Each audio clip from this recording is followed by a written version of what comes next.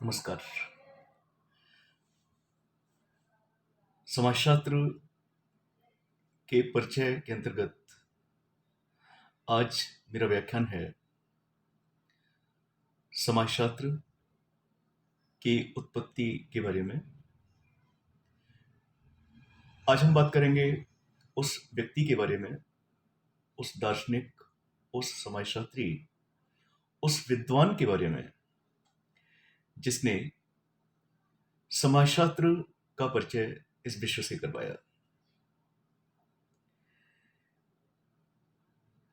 उस वर्ष के बारे में बात करेंगे जिस वर्ष ये विश्व समाजशास्त्र से परिचित हुआ। उन दशाओं के बारे में बात करेंगे जिन परिस्थितियों में, जिन दशाओं में समाजशास्त्र शब्द हमारे बीच में आया। और फिर बात करेंगे इसके शाब्दिक अर्थ के बारे में कि इसका क्या अर्थ होता है, शाब्दिक आधार पर इसका क्या अर्थ होता है। तो 4 पॉइंट्स हम एक साथ लेकर चल रहे हैं। वो विचारक, वो दार्शनिक, वो समाजशास्त्री जिसने समाजशास्त्र संसार को दिया, वो सन या वो वर्ष जब ये शब्द हमारे बीच में आया, वो देश जिसके लिए समाजशास्त्र की उत्पत्ति का श्रेय जाता है, वो परिस्थितियां जिनके अंतर्गत ये शब्द रचा गया, और फिर शाब्दिक अर्थ। ये व्याख्यान समाजशास्त्र के प्रत्येक विद्यार्थी के लिए महत्वपूर्ण है। जो कैंडिडेट्स कॉम्पिटिशन्स की तैयारी कर रहे हैं उनके लिए विशेष रूप से महत्वपूर्ण है, और विशेष करके जो विद्यार्थी समाजशास्त्र से पहली बार जुड़ रहे हैं उनके लिए ये बहुत महत्वपूर्ण है। तो सबसे पहले मैं बात कर रहा हूं उस दार्शनिक, उस समाजशास्त्री, उस विद्वान व्यक्ति की जिसने संसार को समाजशास्त्र अर्थात सोशियोलॉजी शब्द से परिचित कराया। उनका नाम था ऑगस्ट कॉम्ट। ये संसार हमेशा, समाजशास्त्र के विद्यार्थी हमेशा अगस्ट कॉम्ट के ऋणी रहेंगे, क्योंकि यदि अगस्त कॉम्ट नहीं होते तो शायद सोशियोलॉजी, समाजशास्त्र कभी भी हमारे बीच नहीं आ पाया होता। चूंकि ऑगस्ट कॉम्ट ने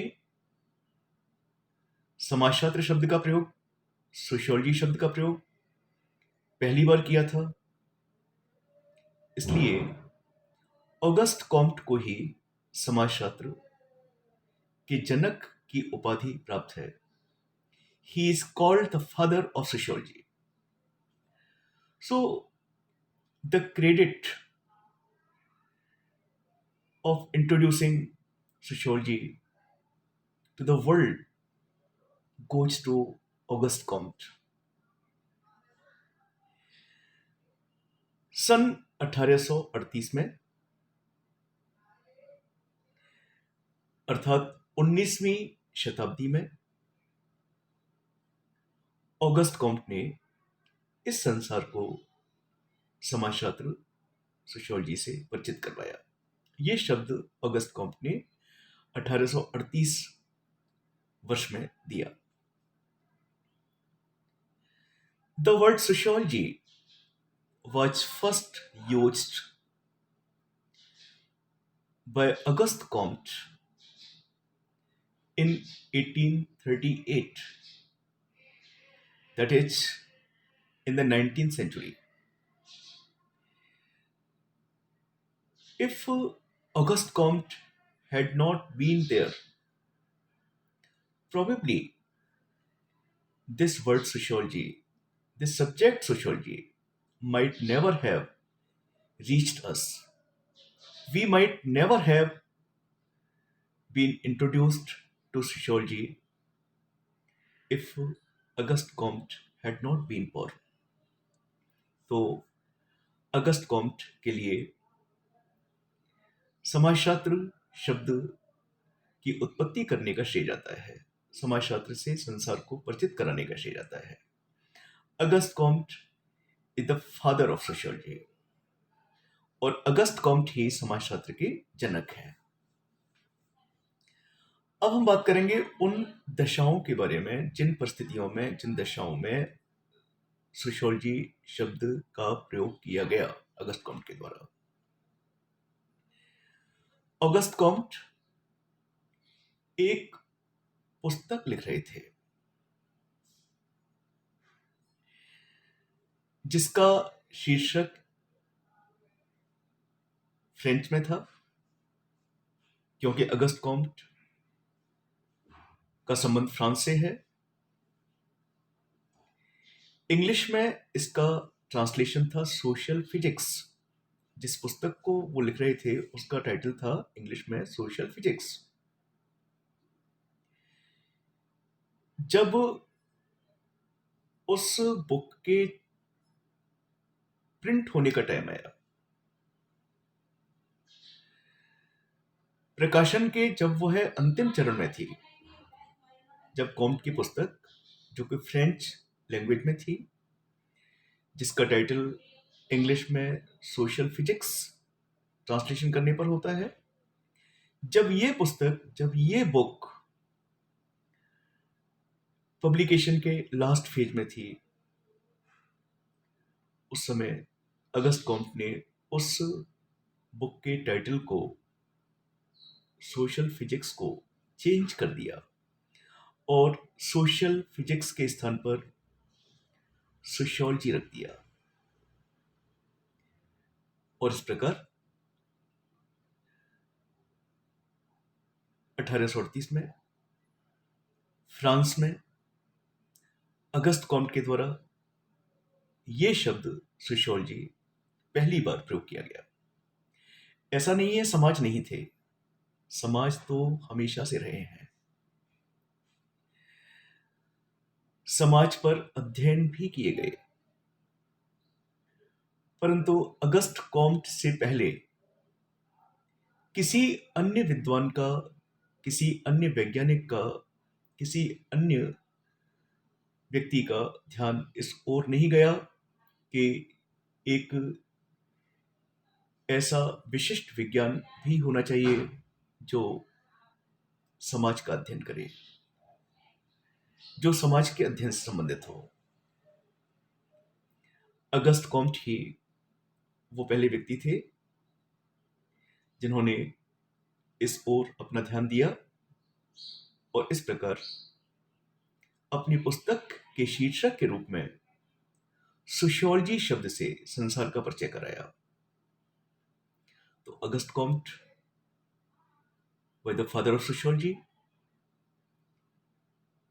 because he used the term sociology for the first time at the title of his book.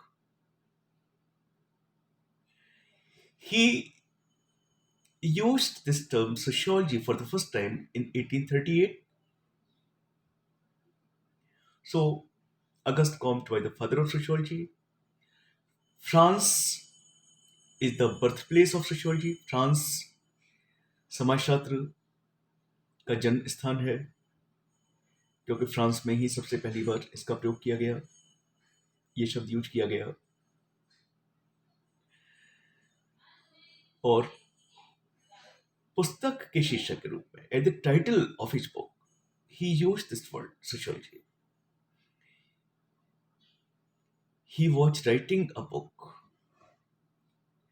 in French.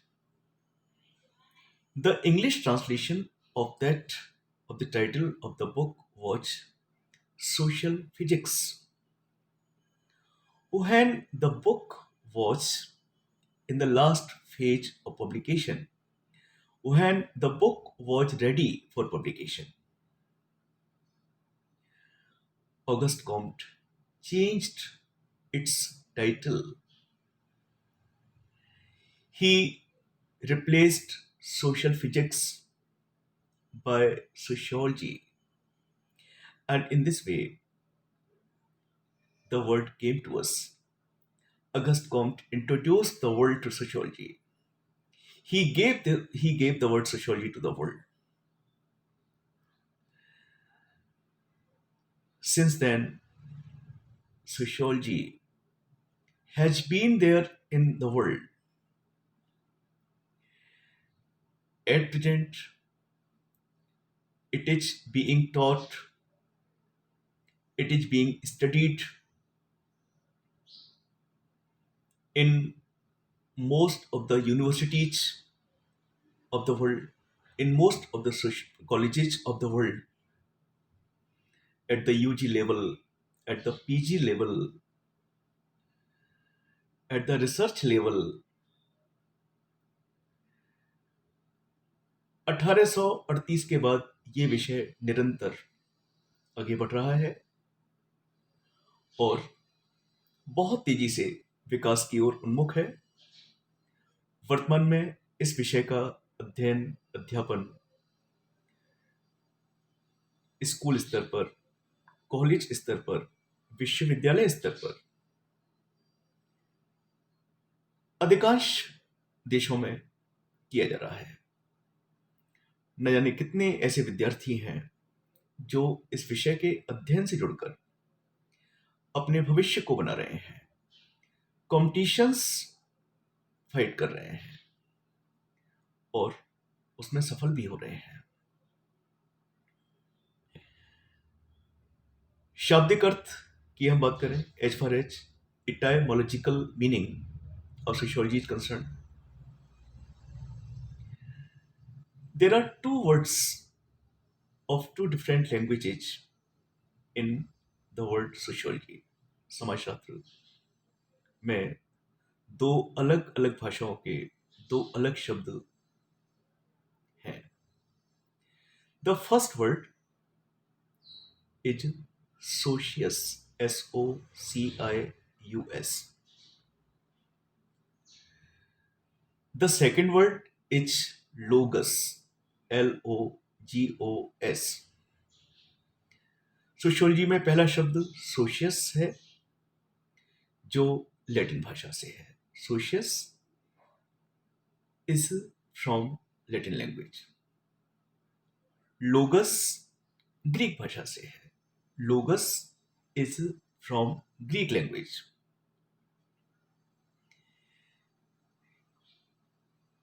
The English translation of socius एक सोसाइटी है।